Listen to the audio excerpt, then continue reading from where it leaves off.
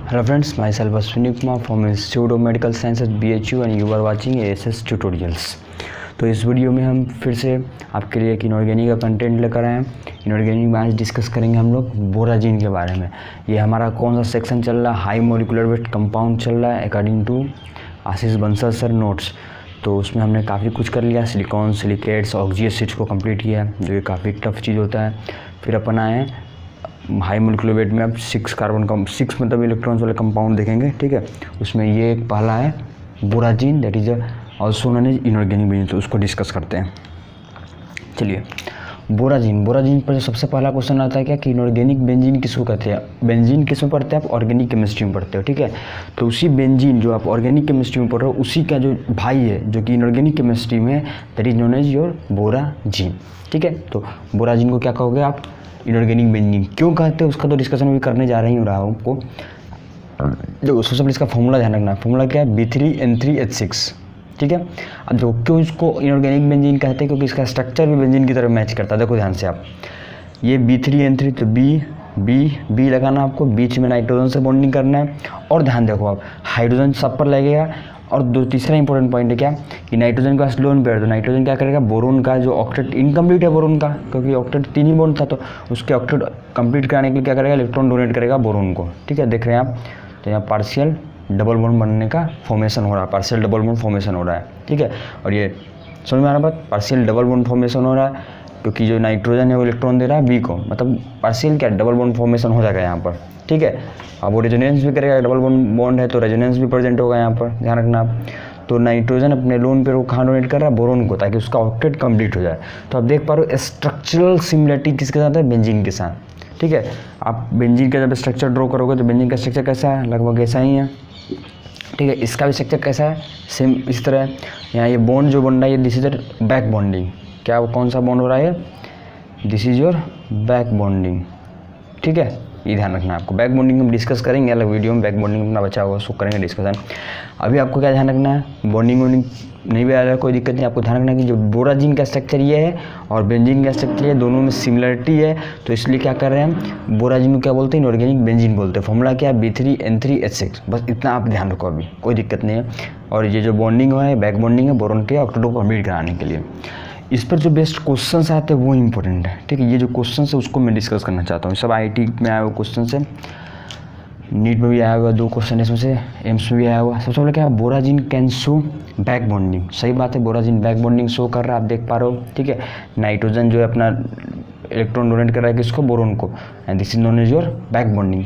क्या होता है बैक बॉन्डिंग, वो तो डिस्कस करेंगे हम अपने वीडियो में। अभी आप ध्यान रख लो कि हाँ बैक बॉन्डिंग है यहाँ प्रेजेंट। दूसरा क्या है, इट इज़ प्लेनर स्ट्रक्चर, सही बात है, प्लेनर स्ट्रक्चर है। आप हाइब्रिडेशन निकालोगे तो 1 sigma bond, 2 sigma bond, 3 sigma bond, तो बोरोन का हाइब्रिडेशन क्या है आपका, sp2। इस नाइट्रोजन का हाइब्रिडेशन निकालो, 1 sigma bond, 2 sigma bond, 3 sigma bond, यानी कि ये भी sp2। तो दोनों हाइब्रिडेशन क्या है, sp2। यहाँ जो सभी नाइट्रोजन और बोरोन है, दोनों का हाइब्रिडेशन क्या है, sp2। यदि हाइब्रिडाइजेशन sp2 है, मैं क्या बोल रहा हूँ ध्यान सुनना आप, यदि हाइब्रिडाइजेशन sp2 है, यानी कि आप क्लियर है कि हाइब्रिडेशन sp2 में क्या होता है, स्ट्रक्चर प्लेनर होगा, ठीक है। कैसा स्ट्रक्चर होगा, प्लेनर। देखो ध्यान से आप, NH3 यदि होता तो स्ट्रक्चर, इसका फॉर्मूला क्या होता है, sp3, क्योंकि नाइट्रोजन के ऊपर लोन पेयर है, लेकिन यहाँ पर लोन पेयर नाइट्रोजन के ऊपर नहीं है, क्योंकि उन्होंने लोन पेयर किसको दे दिया, बोरोन को दे दिया। तो हाइब्रिडेशन क्या बन गया आपका, sp2 और sp2 हाइब्रिडेशन है तो स्ट्रक्चर विल बी प्लेनर, ठीक है। तो स्ट्रक्चर प्लेनर होगा, ध्यान है आपको। अब चूंकि स्ट्रक्चर प्लेनर है इसलिए आइसो स्ट्रक्चरल है बेंजीन के साथ, क्योंकि जो बेंजीन है, बेंजीन का स्ट्रक्चर क्या होता है, प्लेनर होता है। हर कार्बन जो यहाँ कार्बन होता है, वो कार्बन कितना होता है, sp2 हाइब्रिडाइज होता है कार्बन, ठीक है। 1 सिग्मा बॉन्ड इधर, 1 सिग्मा बॉन्ड इधर और 1 सिग्मा बॉन्ड हाइड्रोजन से जुड़ा होता है। तो बेंजीन में भी जो हर एक एटम है जो कि रिंग में प्रेजेंट है, हर एक एटम जो रिंग में प्रेजेंट है, माइंड इट, मैं क्या बोल रहा हूँ, हर एक एटम जो रिंग में प्रेजेंट है, that is your sp2 hybridise. तो इसका भी, ये भी स्ट्रक्चर कैसा होता है, प्लेनर होता है। आपका बोराजीन भी कैसा है, प्लेनर है, ठीक है। तो यानी कि हम कह सकते हैं कि दोनों का स्ट्रक्चर प्लेनर है और ये बेंजीन के साथ आइसो स्ट्रक्चरल है। Iso structural means both are planar due to hybridization sp2, ठीक है। अगला क्वेश्चन जो कॉमन क्वेश्चन है रिएक्टिविटी के बारे में। आप जो बेंजीन को और बोराजीन को कंपेयर कर ही रहे हो तो दोनों की रिएक्टिविटी के बारे में आपको कमेंट करना होगा। तो जनरली क्या होता है, बोराजीन जो है it is more reactive then benzene. अब रीज़न क्या है इसके पीछे का, तो रीज़न ध्यान से देखना, इसमें क्या है, पोलरिटी है बॉन्ड में, क्योंकि ये अपना इलेक्ट्रॉन डोनेट कर रहा है इसको बैक बॉन्डिंग के थ्रू, तो इसके ऊपर क्या होगा, थोड़ा सा निगेटिव चार्ज आएगा, इसके ऊपर क्या होगा, थोड़ा सा पॉजिटिव चार्ज आएगा। तो due to the development of polarity क्या डेवलप हो रहा है, पोलरिटी डेवलप हो रहा है। और ईएन डिफरेंस भी तो है ना, सबसे बड़ा चीज़ तो आप देख पा रहे हैं, नाइट्रोजन का ईएन, बोरोन का ईएन, काफ़ी ईएन डिफरेंस है दोनों के बीच में, ठीक है। तो ईएन डिफरेंस है तो क्या होगा, बॉन्ड कैसा होगा आपका, due to EN difference bond कैसा होगा, पोलर होगा। और यदि मॉलिक्यूल पोलर है तो उस पर चार्ज का डेवलपमेंट ज़्यादा है, यानी कि वो रिएक्शन में ज़्यादा पार्टिसिपेट करेगा, उसके ऊपर चार्जेस ज़्यादा हैं, तो ये ध्यान रखना आपको। So borazine is more reactive than your benzene, क्योंकि बेंजीन देखो, बेंजीन में जो भी सभी कार्बन ही है, सभी का ईएन सेम है, तो ईएन जब डेल्टा ईएन 0 है, मतलब डिफरेंस ही नहीं है ईएन में, तो वो बॉन्ड पोलर नहीं है, बॉन्ड पोलर नहीं है तो रिएक्टिविटी क्या होगा, बहुत कम होगा, ध्यान रहेगा आपको। इसी कारण से जो बोराजीन है that is more reactive than your benzene. Next question, is benzene and borazine isoelectronic, क्या बेंजीन और बोराजीन आइसोइलेक्ट्रॉनिक हैं, तो the answer will be yes, because if you are going to count the electrons in borazene and in benzene, then you will reach to result of 42 electrons. both contain benzene और borazene both contains 42 electrons, यानी कि benzene और borazine दोनों के पास कितने electrons होंगे, that is your 42 electrons. Clear, benzene and borazine both have 42 electrons, benzene और बोराजीन दोनों के पास कितने इलेक्ट्रॉन्स होंगे, 42 electrons. Clear. Next question is very important, so I want to rub all the portion first, then I will explain the next question. This is a very important question, conceptual question. This is asked in your AIIMS examination, ये बहुत conceptual question है और AIIMS में यही पूछा गया है एक बार। मैं इसको रब कर देता हूँ एक बार, ठीक है। चलिए, what is the question that this borazene has 2 monochloro and 4 dichloro derivatives. Okay, I am going to explain this, मैं उसको एक्सप्लेन करने जा रहा हूँ, आपको ध्यान सुनना आप। 2 मोनोक्लोरो डेरिवेटिव मीन्स आपको एक बार में एक क्लोरीन लगाना, मतलब एक H को हटाना, एक क्लोरीन लगाना है, ठीक है। 2 monochloro derivative means you have to replace 1 hydrogen and place 1 chlorine there, okay, and you have to check how many compounds can be formed, how many different compounds can be formed with the help of borazene। आपको देखना है कितने different compounds बनेंगे इस बोराजीन से, यदि आप H हटाकर Cl लगा तो एक ही Cl लगाना है आपको, ठीक है। देखिए आप ध्यान से, आप क्या कर सकते हो, इस बोरोन के साथ जो हाइड्रोजन है उसको हटाओ, उसके ऊपर एक Cl लगा दो। एक क्या कर सकते हो आप, बोरोन के साथ Cl लगा सकते हो, इस बोरोन के साथ Cl लगा सकते हो, ठीक है।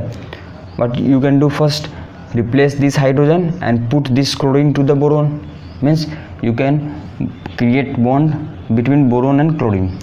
Secondly, what you can do, replace hydrogen from this nitrogen and place this chlorine to the nitrogen। Second क्या कर सकते हो आप, नाइट्रोजन से जो हाइड्रोजन को हटाओ और Cl को लगा दो यहाँ पर, यानी कि NCl, ठीक है। एक ही क्लोरीन लगाना है एक बार में, तो आप ऐसा कर सकते हो, ऐसा कर सकते हो, और कोई पॉसिबिलिटी नहीं है। There is no possibility other than this, because if you are going to place chlorine here by replacing this hydrogen, तो this will be same as this, okay. If you are going to replace this hydrogen and place this chlorine here, the product will be same as this. So there are only 2 ways through which you can put 1 chlorine into this compound and replace 1 hydrogen. There are only 2 possibility. Okay, so it is right.